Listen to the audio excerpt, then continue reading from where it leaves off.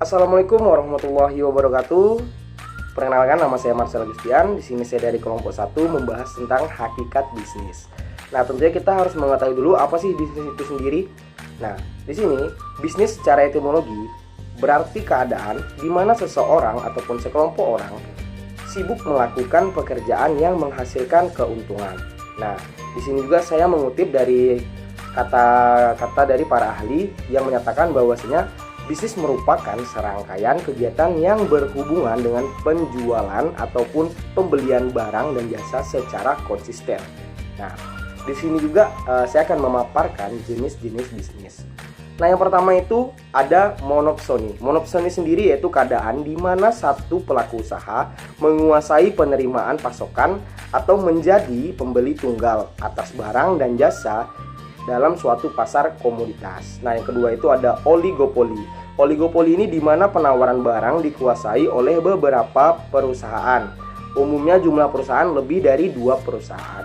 Selanjutnya ada oligopsoni. Oligopsoni ini adalah di mana 2 atau lebih pelaku usaha menguasai penerimaan pasokan atau menjadi pembeli tunggal atas barang atau jasa dalam satu pasar komoditas. Nah, yang terakhir ini adalah monopoli. Mungkin ini juga tidak asing bagi kita bahwasanya monopoli ini adalah bentuk pasar di mana hanya terdapat satu pasar yang menguasai pasar atau penentuan harga pada pasar ini adalah seorang penjual atau yang kita sebut dengan monopolis. Nah, di sini juga saya mengutip pernyataan dari Indrio Gito Sudarmo yang menyatakan bahwa bisnis itu bisa dikelompokkan. Yang pertama itu ada ekstraktif atau pertambangan, yang kedua itu ada agraria atau pertanian, yang ketiga ada industri, dan yang terakhir itu ada jasa. Nah, jasa ini bisa menghasilkan produk-produk yang tidak berwujud. Nah, sekian dari penyampaian materi saya. Selanjutnya akan disampaikan oleh teman selanjutnya. Assalamualaikum warahmatullahi wabarakatuh. Perkenalkan, saya Ilham Fakim Randa dari kelompok 1. Di sini saya akan menjelaskan elemen bisnis. Elemen bisnis yang utama dan merupakan sumber daya yang kompetitif bagi para pebisnis yaitu pertama, modal. Sejumlah uang yang digunakan untuk menjalankan kegiatan-kegiatan bisnis. Yang kedua, bahan material. Bahan-bahan yang terdiri dari sumber daya alam seperti tanah, air, dan lain-lainnya.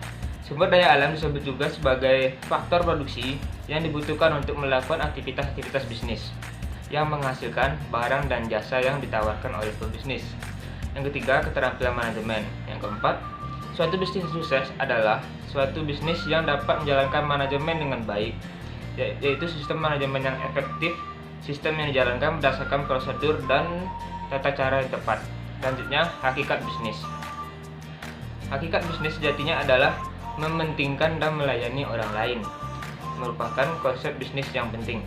Mementingkan orang lain adalah rahasia bisnis yang terpenting sepanjang masa.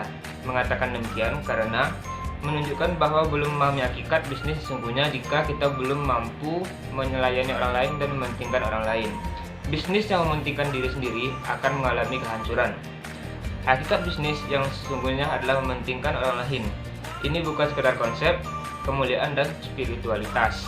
Ini adalah konsep bisnis.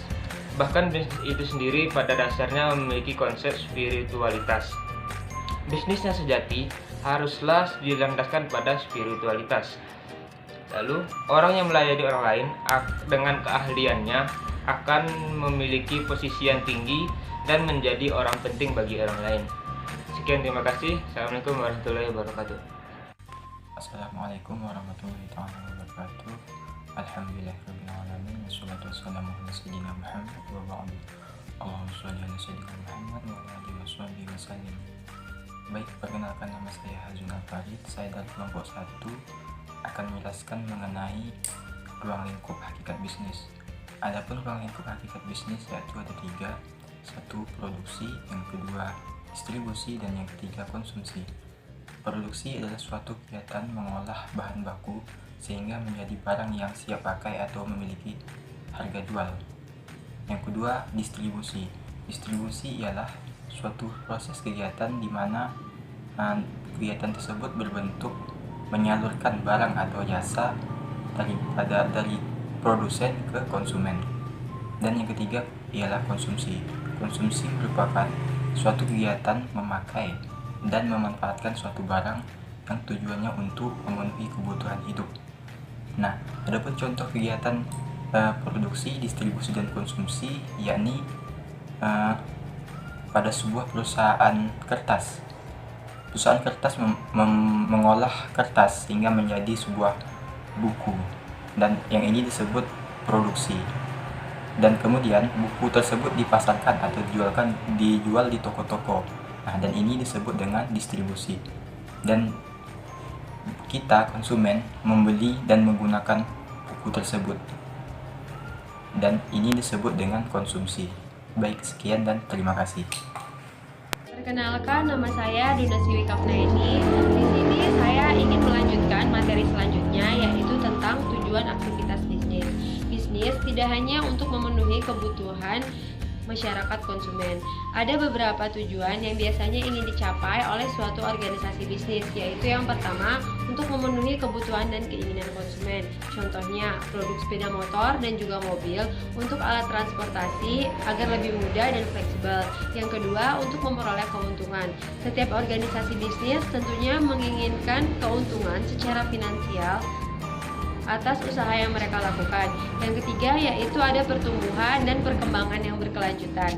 Contoh dari organisasi bisnis ini yaitu PT Perhutani yang melakukan reboisasi dan juga penghijauan untuk kelestarian di masa yang akan datang. Yang keempat yaitu mengatasi berbagai resiko. Contoh dari perusahaan ini yaitu Biro Jasa Keamanan dan juga lembaga asuransi. Dan yang terakhir yaitu yang kelima, itu ada tanggung jawab sosial. Sekarang ini mulai banyak usaha yang memerdulikan lingkungan sosial di samping untuk memperoleh keuntungan. Contohnya ada produk ramah lingkungan dan juga ada produk plastik daur ulang. Baiklah, cukup sekian materi yang dapat saya sampaikan. Kurang lebihnya saya mohon maaf. Kami akhiri. Wassalamualaikum warahmatullahi wabarakatuh.